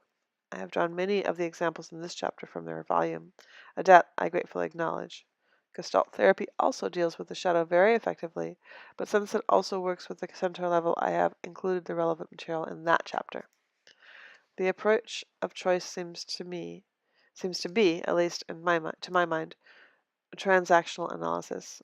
It preserves the essence of Freud, but sets them in a context that is simple, clear, and concise. Further, it generally recognizes the possibility of deeper levels of one's being and thus does not overtly sabotage deeper insights. C. T. Harris, I'm okay, you're okay. Eric Berney's Games People Play, and What Do You Say After You Say Hello? That's the end of this chapter. Chapter 8, The Centaur Level. We saw in the last chapter that by touching and eventually re-owning our projected shadow, we could expand our identity from an impoverished persona to a healthy ego. We could heal the split, dissolve the boundary between persona and shadow, and thus find a larger and more stable sense of self-identity. It's almost like moving from a cramped apartment into a comfortable home. In this chapter, we go on from the comfortable home to a spacious mansion. We continue the basic process of boundary dissolution, but to a deeper level, exploring some of the methods to expand identity from the ego and its worldview to the centaur by touching and reowning our projected bodies. To reown the body might initially strike one as a peculiar notion. The boundary between ego and flesh is so deeply embedded in the average person's unconscious that he responds to the proposed task of healing the split with a curious mixture of puzzlement and boredom. He has come to believe that the boundary between the mind and the body is unalterably real, and thus he can't figure out why anyone would want to tamper with it, let alone dissolve it. As it turns out, few of us have lost our minds, but most of us have long ago lost our bodies. And I'm afraid we must take that literally. It seems, in fact, that I am almost sitting on my body as if I were a horseman riding on a horse. I beat it and praise it, I feed it and clean it and nurse it when necessary. I urge it on without consulting it, and I hold it back against its will. When my body horse is well behaved, I generally ignore it, but when it gets unruly, which is all too often, I pull out the whip to beat it back into a reasonable submission. Indeed, my body seems to just dangle along under me. I no longer approach the world with my body, but on my body. It's up here. It's down there. I'm up here. It's down there. And I'm basically uneasy about just what it is that is down there. My consciousness is almost exclusively head consciousness. I am my head, but I own my body. The body is reduced from self to property, something which is mine, but not me. The body, in short, becomes an object or a projection in just the same way that the shadow did. A boundary is erected upon the total organism, so the body is projected as a not-self. This boundary is a split, a fissure, in the words of Lowen, a block. Quote, the block also operates to separate and isolate the psychic realm from the somatic realm. Our consciousness tells us that each acts upon the other, but because of the block, it does not extend deep enough for us to sense the underlying unity. In effect, the block creates a split in the unity of the personality. Not only does it dissolve the psyche from the soma, but it also separates surface phenomena from their roots in the depths of the organism. What fundamentally concerns us here is the disruption of the total organism, the centaur, of which the loss of the body is only the most visible and sensible sign. The loss of the body is not precisely synonymous with the disruption of the centaur, the underlying unity, but is merely one of the manifestations that this disruption must take. Nevertheless, it is the one to which we will confine our attention in this chapter, inasmuch as it is the easiest to grasp and simplest to communicate. Please remember, however, that I am not saying that the body per se, which we call the physical body, is a deeper reality than the mental ego. In fact, the simple body itself is the lowest of all modes of consciousness, so simple that we have not even included it by itself in this book. The body is not a deeper reality than the ego, as many somatologists think, but the integration of the body and the ego is indeed a deeper reality than either alone, and that integration is what we will emphasize in this chapter, even if, for practical reasons, we dwell on the physical body and physical body exercises. There are, as one would expect, all sorts of reasons why we abandon our bodies and why we now fear to reclaim them, some of which we have already outlined in the discussion of the evolution of the spectrum. On a superficial level, we refuse to reclaim the body because we just don't think there's any reason to. It seems a big to-do about nothing. On a deeper level, we fear to reclaim the body because it houses, in a particularly vivid and living form, strong emotions and feelings which are socially taboo, and ultimately the body is avoided because it is the abode of death. For all these reasons and more, a generally adjusted person has long ago projected her body as an object out there, or we might say an object down there. The centaur is abandoned, and the person identifies with the ego as against the body. But like all projections, this alienation of the body only results in the projected body returning to haunt the individual, clobbering her in the most agonizing of ways, and worse yet, with her own energy. Since the body is for all purposes placed on the other side of the not-self boundary, since it is not befriended, since it is no longer an ally, it naturally becomes an enemy. The ego and the body square off, and an intense, if sometimes subtle war of opposites begins. Since as we have seen, every boundary creates two warring opposites, the same is naturally true for the boundary between the ego and the body. There are a number of important opposites which come to be associated with this particular boundary, but one of the most significant is that of voluntary versus the involuntary. The ego is the seat of control, of manipulation, of voluntary and willed activity. In fact, the ego, as a rule, identifies itself only with voluntary processes. Yet the body is basically a well-organized collection of involuntary processes of circulation, digestion, growth and differentiation, metabolism, and so on. If this sounds odd, just notice the speech of the average person and then listen carefully to those processes she calls herself. She will say, I move my arm, but she will not say, I beat my heart. She will say, I am eating my food, but she will not say, I am digesting my food. She will say, I close my eyes, but she will not say, I grow my hair. She will say, I wiggle my toes, but she will not say, I circulate my blood. In other words, she, as ego, will identify only with those actions which are voluntary and controllable, and all the rest, all the spontaneous and involuntary actions she feels are somehow not self and untrustable. Despite the common sense notion to the contrary, doesn't it seem odd that you identify with only a fraction of your total being? Isn't it strange that you call, at best, one half of your organism you? And to whom does the other half belong? In a sense, the ego feels trapped, a victim of the unruly capriciousness of its own body. It is thus not unusual to find those who feel enchained by the flesh, for a long state of affairs, now or after death, where the soul rules supreme, unencumbered by the tender vulnerability of flesh, disembodied and floating in the air, covered by nothing more substantial than the white satin nightie. It is easy to see why the eyes of many, flesh and sin are why in the eyes of many flesh and sin are so terribly synonymous. The ego feels especially trapped by the body's vulnerability to pain, suffering, and the intense sensitivity of living tissue and raw nerves.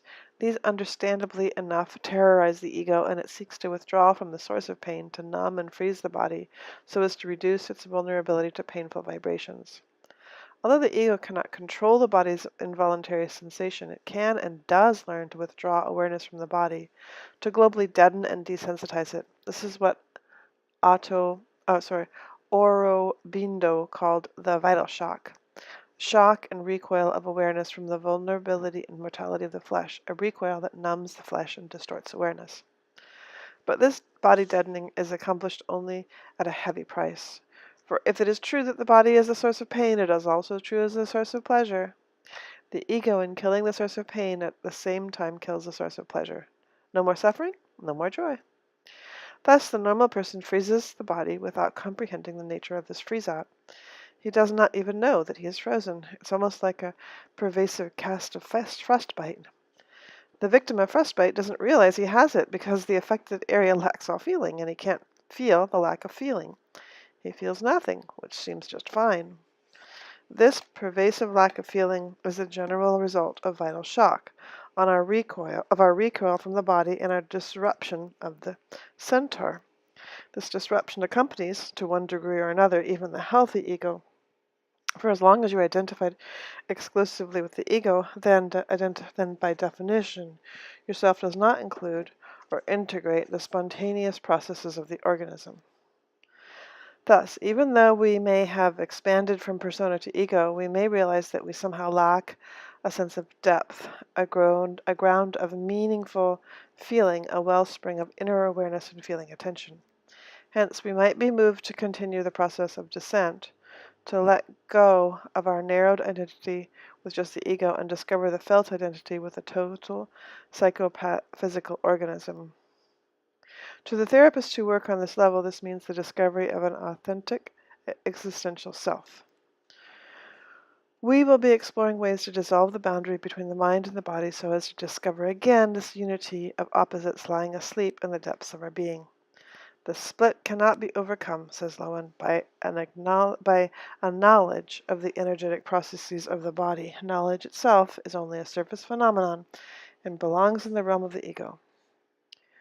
One has to feel the flow and sense the course of the excitation in the body.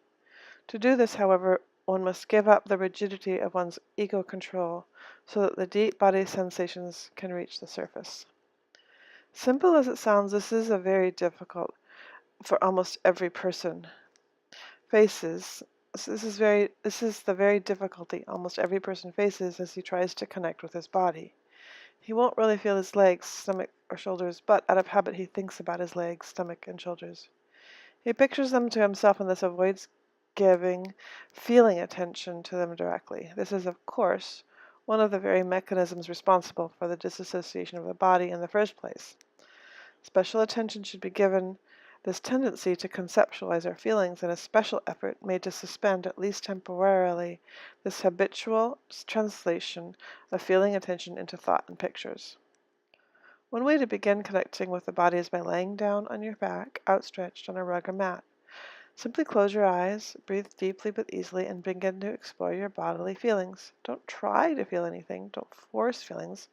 Just let your attention flow through your body and note if any feeling, positive or negative, is present in the various parts of the body.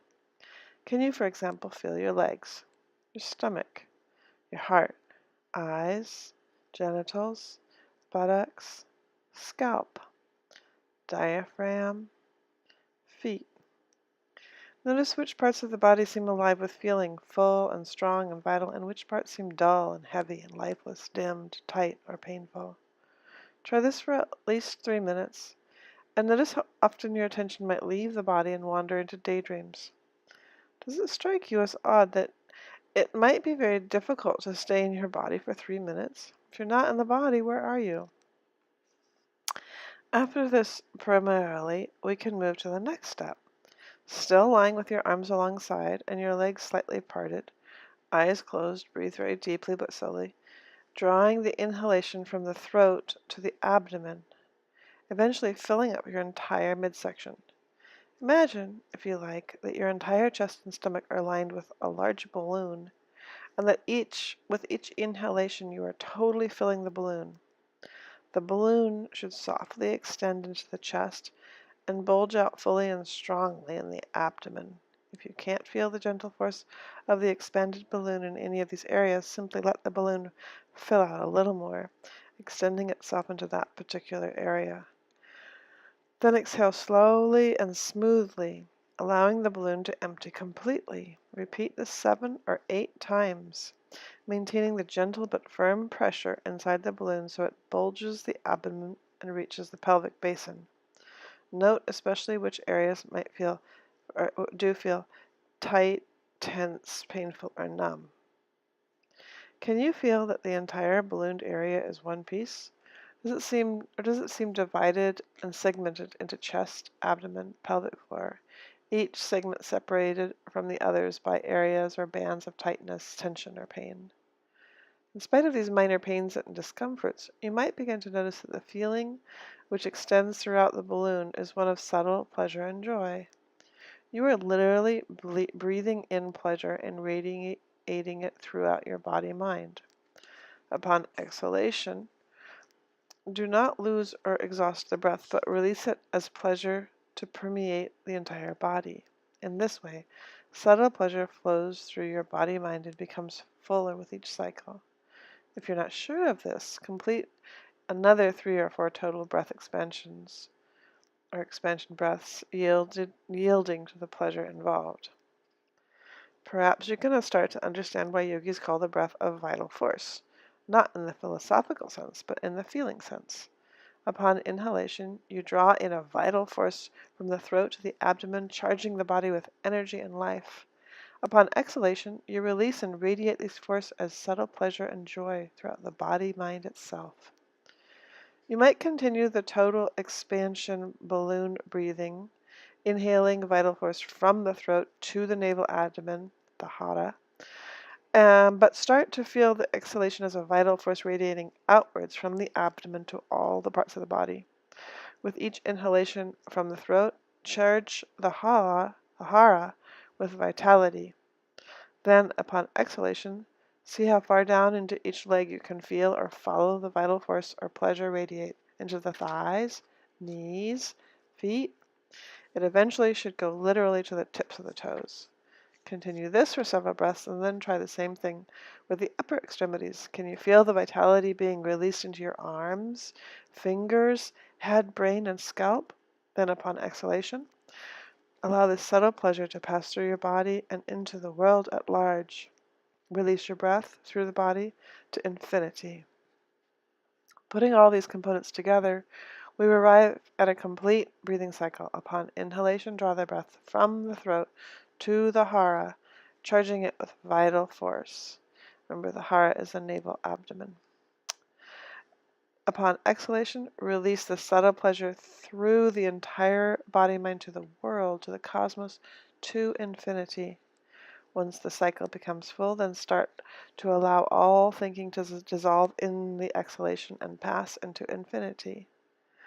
Do the same with all distressed feelings, with disease, with suffering, with pain. Allow feeling and attention to pass through all present conditions and then beyond them to infinity, moment to moment to moment. We come now to the specifics of this exercise. More than likely, you were able to feel vital pressure and feeling attention circulate easily throughout your body-mind. But in each aspect of this exercise, you might also have felt some areas of numbness, lack of feeling, or deadness on the one hand, or tightness, tension, rigidity, or pain in the other. You felt, in other words, blocks, mini boundaries, to the full flow of feeling attention. Most people inevitably feel tightness and tension in the neck, eyes, anus, diaphragm, shoulders, or lower back. Numbness is also found in the pelvic area, genitals, heart, lower abdomen, or the extremities. It's important to discover as best you can just where your own particular blocks exist. For the moment, don't try to get rid of them. At best, that won't work, and at worst, it will tighten them. Just find out where they seem to be. Mentally note the locations. Once you have pinpointed those blocks, you can begin the process of dissolving them. But first, we might consider just what these blocks and resistances mean. These areas are bands of tightness, pressure, and tension anchored throughout the body. We saw that on an ego level, a person could resist and avoid an impulse or emotion by denying ownership of it. Through the mechanisms of egoic projections, a person could prevent the awareness of a particular shadow tendency in himself. If he actually felt very hostile, but denied his own hostility, he would project it and thus feel the world was attacking him. In other words, he would feel anxiety and fear, the result of projected hostility. But what happens in the body when the hostility is projected?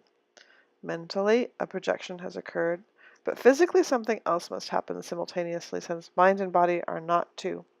What happens in your body when you repress hostility?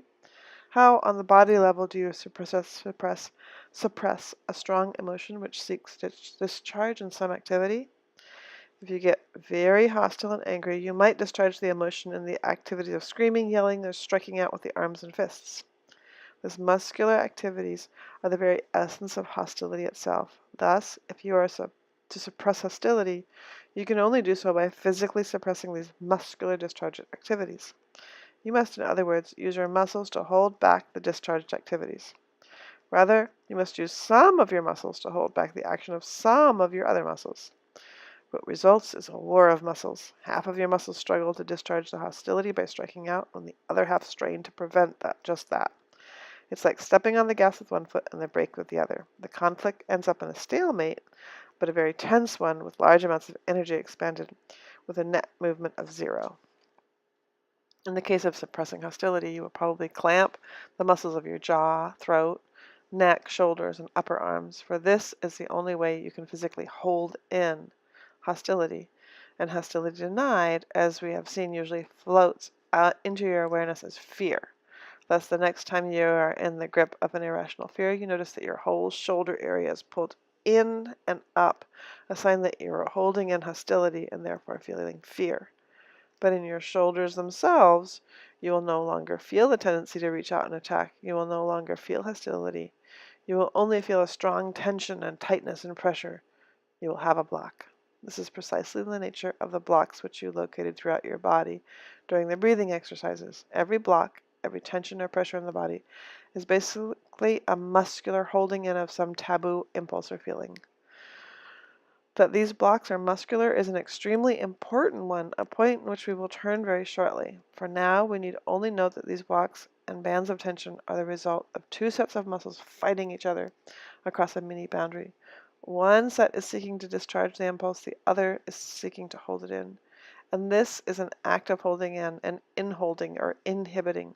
You literally crush yourself in certain areas instead of letting out the impulse associated with that area. Thus, if you find tension around the eyes, you might be inholding a desire to cry. If you find tension ache in your temples, you may be clamping your jaw tighter together unknowingly, perhaps trying to prevent screaming or yelling or even laughing. And tension in the shoulders and neck indicates suppressing inhaled anger, rage, hostility, while a tension in the diaphragm indicates you chronically resist and inhold your breathing in an attempt to control the display of wayward emotions or feeling a tension in general. During any act of self-control, most people will hold their breath. Tension throughout the lower abdomen and pelvic floor usually means you have cut off all awareness of your sexuality and that you stiffen up and inhold that area to prevent the vital force of breath and energy from flowing through. Should this occur for whatever reason, you will have also shut off most of your feelings in your legs, and a tension, rigidity, or lack of strength in your legs usually indicates a lack of rootedness, stability, groundedness, or balance in general. Thus, as we have just seen, one of the best ways to understand the general meaning of a particular block is by noting where it comes in that body. Particular body areas usually discharge particular emotions. You probably don't scream with your feet, cry with your knees, or have orgasms in your elbows. So if there is a block in a particular body area, we can assume that corresponding emotion is being suppressed and inhaled. In this regard, the work of Lowen and Kieleman, listed at the end of the chapter, are excellent guides.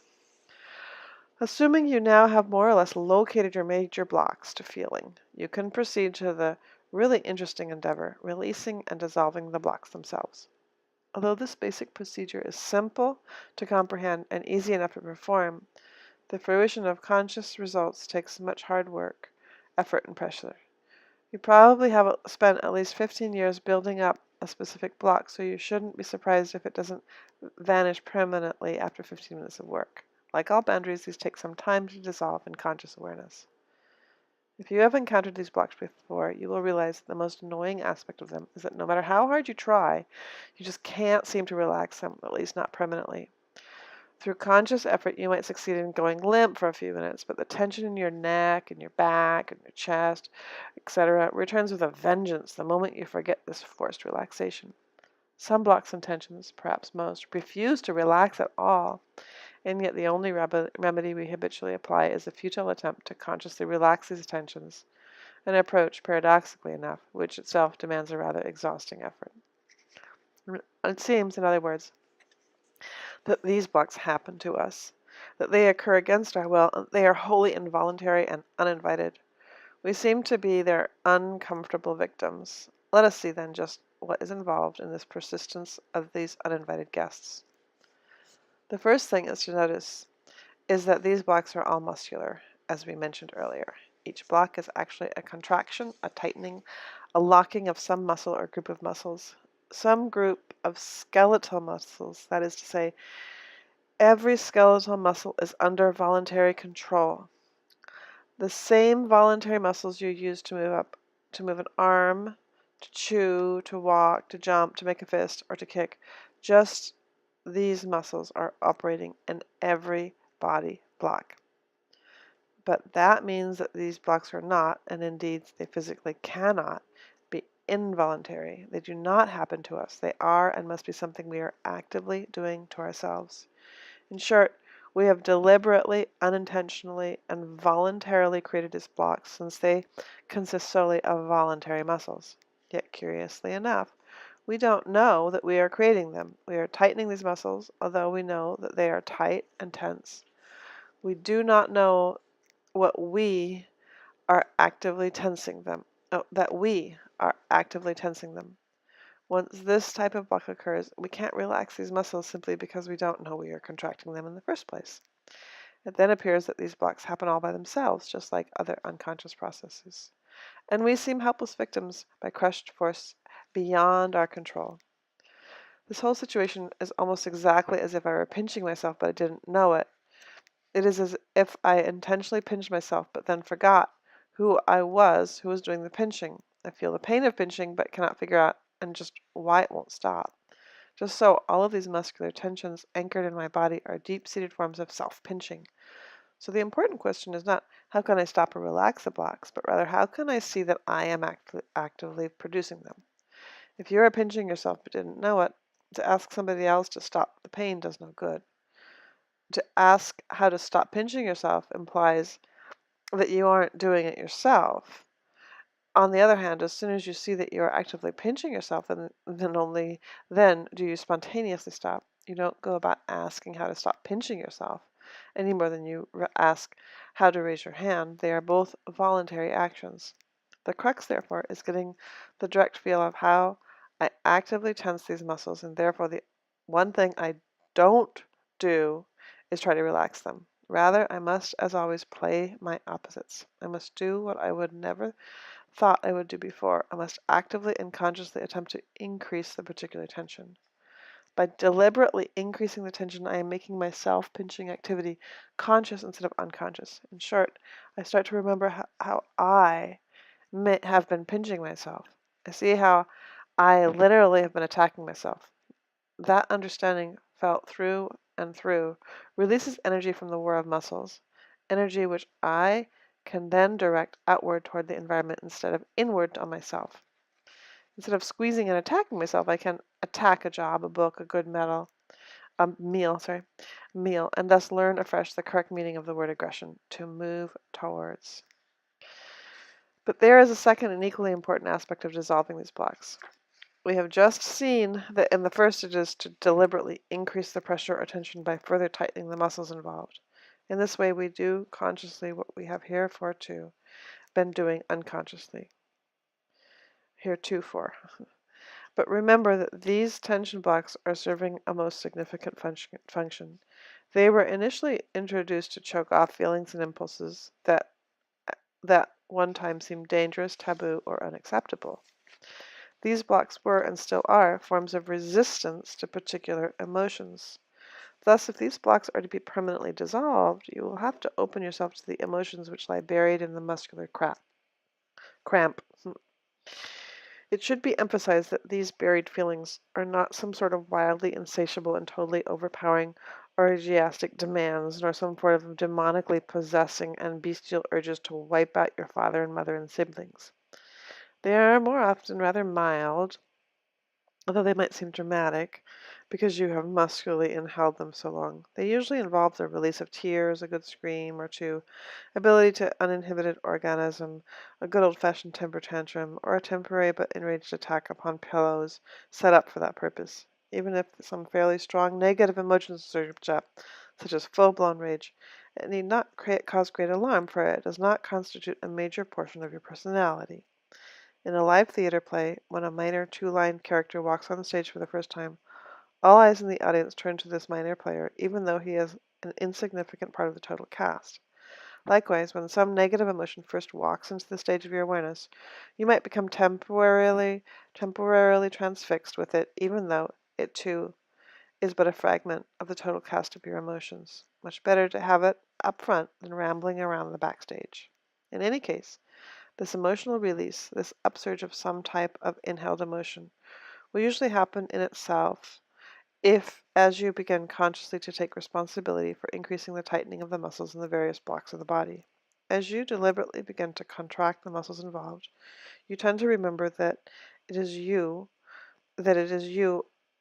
what it is you are contracting your muscles against. For example, if you see a friend about to cry and say, "Whatever you do, fight it," she will probably burst into tears. At that moment, she is deliberately trying to inhold something natural to the organism, and she knows that she is trying to block it, so the emotion cannot go easily underground. In the same way, as you deliberately take charge of your blocks while trying to increase them, an inhibited emotion may start to surface and exhibit itself. The entire procedure for this type of body awareness experiment might run as follows. After locating a specific block, let's say a tightness in the jaw, throat, and temples, you give it your full awareness, feeling out just where the tension is and what muscles seem to be involved. Then slowly but deliberately begin to increase that tension pressure. in this case by tightening your throat muscles and clamping your teeth together. While you are experimenting with increasing the muscular pressure, remind yourself that you are not just clamping muscles, you are actively trying to hold something in. You can even repeat to yourself out loud if your jaws aren't involved, "No, I won't. I'm resisting." So that you truly feel the part of you that is doing the pinching, that is trying to hold some feeling. Then you can slowly release the muscle at the same time opening yourself totally to whatever feeling you would like to surface. In this case, it might be a desire to cry, to bite out, to vomit, to laugh, or to scream. It might only be a pleasurable glow where the block used to be. To allow a genuine release of block emotions requires time, effort, openness, and some honest work. If you have a typical persistent block, daily workouts of 15 or so minutes or so upwards of a month will almost certainly be necessary for significant results. The block is released when feeling attention can flow through the area in a full and perfectly unobstructed fashion on its way to infinity. An important change in one's sense of self and reality results from the simple healing of the split between the mind and the body, and voluntary and involuntary, the willed and spontaneous.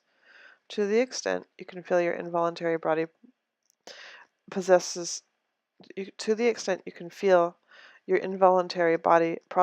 as you can begin to accept as perfectly natural all manner of things which you cannot control.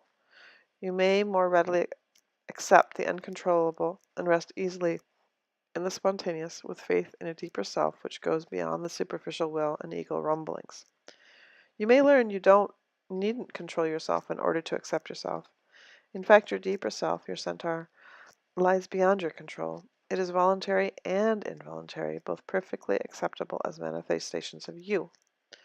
Further, accepting yourself as both voluntary and the involuntary means that you no longer feel a victim of your body or of involuntary and spontaneous processes in general. You develop a deep sense of responsibility, not in the sense that you are in conscious control of everything that happens and therefore accountable for it, but in the sense that you no longer need to blame or credit anyone else for how you feel. Ultimately, you are the deep source for producing all of your involuntary and voluntary processes and not its victim. To accept the involuntary as yourself does not mean you can control the involuntary. You will not be able to make your hair grow faster, your stomach stop rumbling, or your blood flow backwards. Rather, by realizing these processes are just as much you as the voluntary ones, you give up that chronic but fruitless program to take charge of creation, to obsessively manipulate and compulsively control yourself and your world. Paradoxically, this realization brings about an expanded sense of freedom. Your willful ego can consciously deal with perhaps 2 or 3 things at one time. Yet your total organism, without any help from the ego, is, at this moment, coordinating literally millions of processes at once, from the intricacies of digestion to the complexities of neurotransmissions to the coordination of conceptual information. This requires wisdom infinitely greater than the superficial tricks of which the ego is so proud. The more we are capable of resting in the centaur, the more we are capable of founding our lives on and giving our lives over to this wider source of natural wisdom and freedom. Most of our everyday problems and worries stem from trying to control or manipulate processes which the organism would be handling perfectly if it weren't for the intervention of the ego. For example, the ego misguidedly attempts to manufacture happiness, pleasure, or simple joy in living. We feel that pleasure is something intrinsically lacking in the present situation, and that we must manufacture it by surrounding ourselves with sophisticated toys and gadgets. This reinforces the illusion that happiness and pleasure can be piped in from the outside, an illusion which itself is responsible for blocking pleasure, so that we end up striving for that which prevents our own joy. To come back to the centaur is to realize that mental and physical well-being already circulate within the total psychophysical organism. Quote, "Energy is eternal delight and is from the body," unquote, said Blake, and this is a delight which does not depend upon external rewards or promises. It springs from within and is freely given in this present moment. Whereas the ego lives in time, with its neck outstretched to future gains and its heart lamenting past losses, the centaur lives always in the nunc fluens, the passing and concrete present, the lively present which never clings to yesterday nor screams for tomorrow, but finds its fulfillment in the bounties of this moment. This is not the eternal present, the nunc stans, but it is a step in the right direction. Centauric awareness is a powerful antidote to the world of future shock. Not only might you learn to accept both your voluntary and the involuntary as yourself, you might even start to understand that at a deeper level, voluntary and involuntary are one. They are both spontaneous activities of the centaur. We already know that the involuntary is spontaneous, but even acts of will and purposeful decisions spring up spontaneously. What is behind an act of will? Another act of will? Do I will to will, or does the will just happen? In the former, do I then will to will to will? Do decisions spontaneously occur, or do I decide to decide to decide? In fact, somewhere down the line, eventually, even voluntary, purposeful activity runs into the spontaneity of the centaur, a spontaneity that underlies and unites both voluntary and involuntary. From this deep level, the self leads, as Kumaraswamy put it, quote, a perpetual, uncalculated life in the present, unquote. The most important result of any therapy aiming at this level is the subtle but pervasive change in awareness as one begins to resurrect the centaur and discover one's prior identity with it. This potential is not just a summation of egoic potentials and body potentials, but instead a wholeness which greatly exceeds the sum of its parts. In the words of Rollo May, quote, neither the ego nor the body nor the unconscious can be autonomous, but can only exist as parts of a totality. It is in this totality that will and freedom must have their base, unquote. The expanded potentials of this totality are commonly known as those for self-actualization, Goldstein-Maslow, autonomy from Reisman, or meaning in life, May.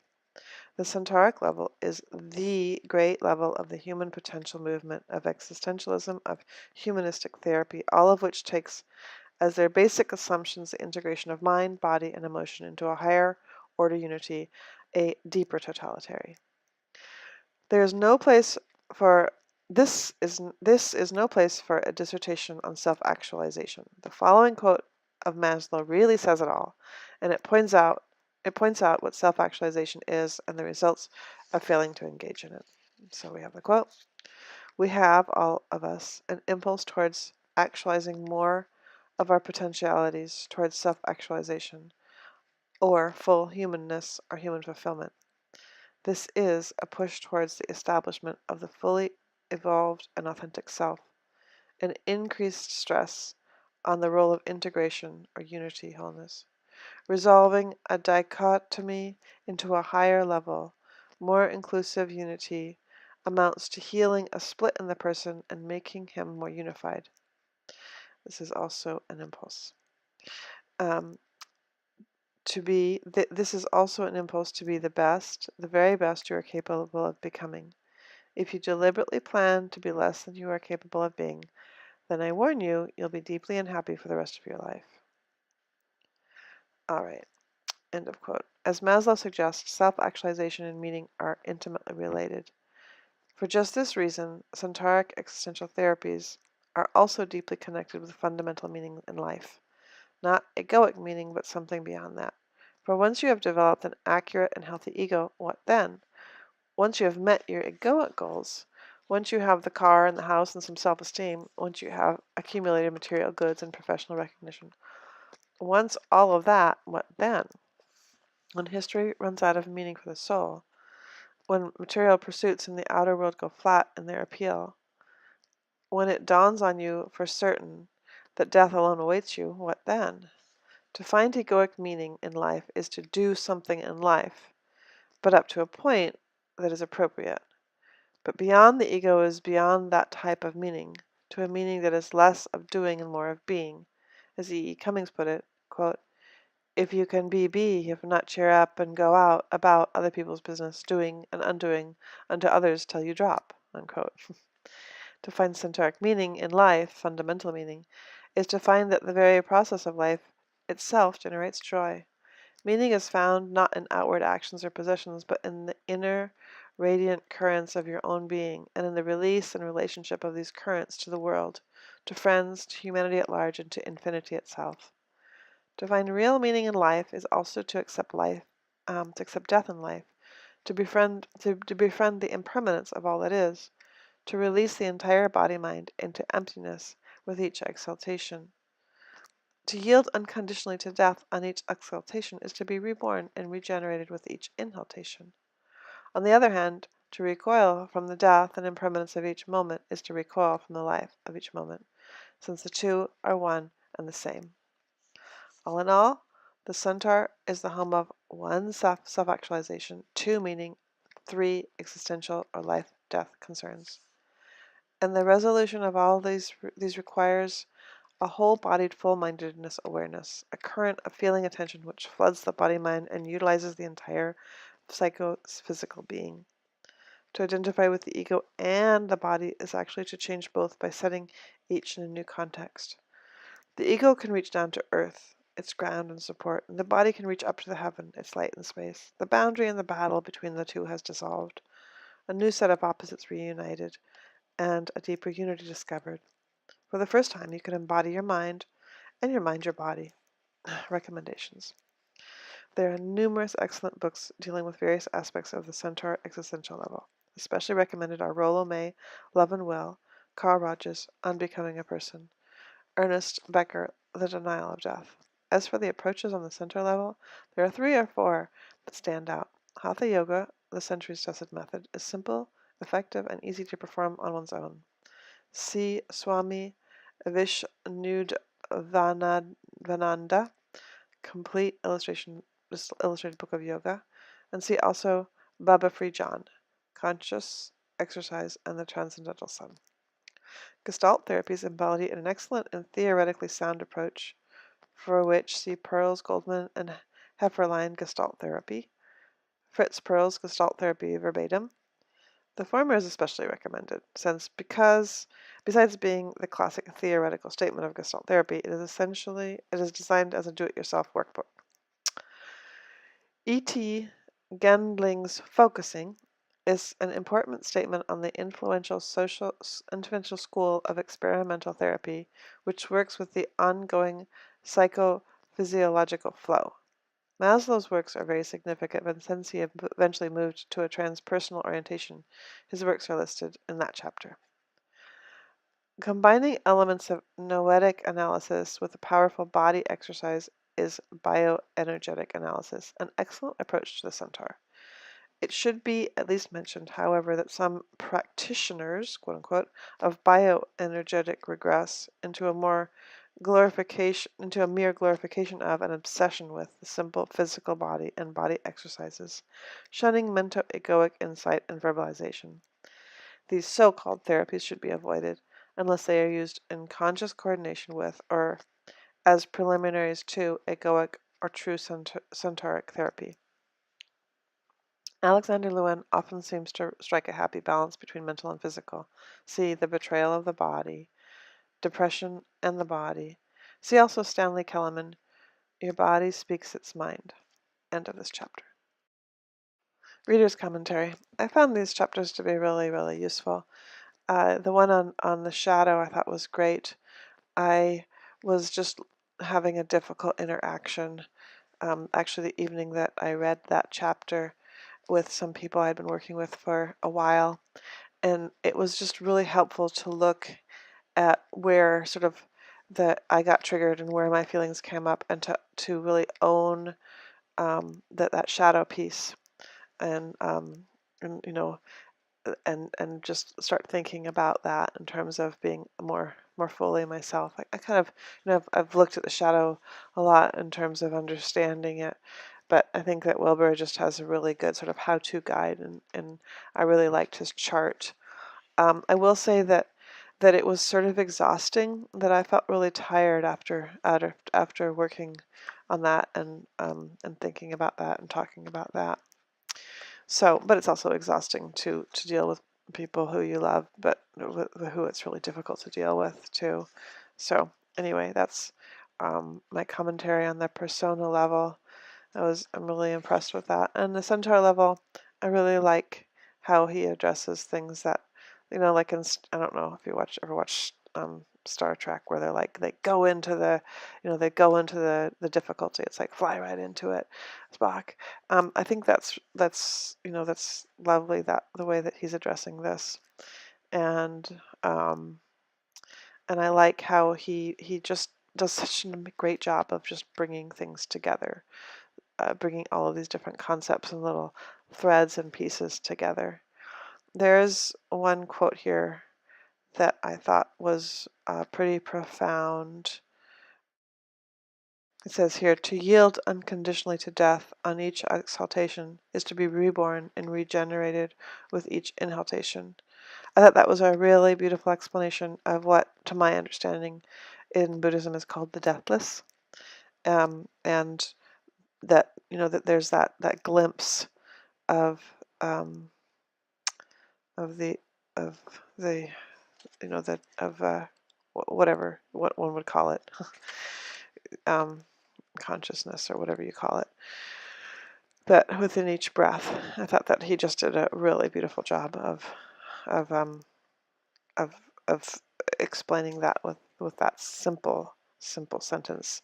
Although oftentimes I find his sentences to be a bit heavy, and the way that he uses language.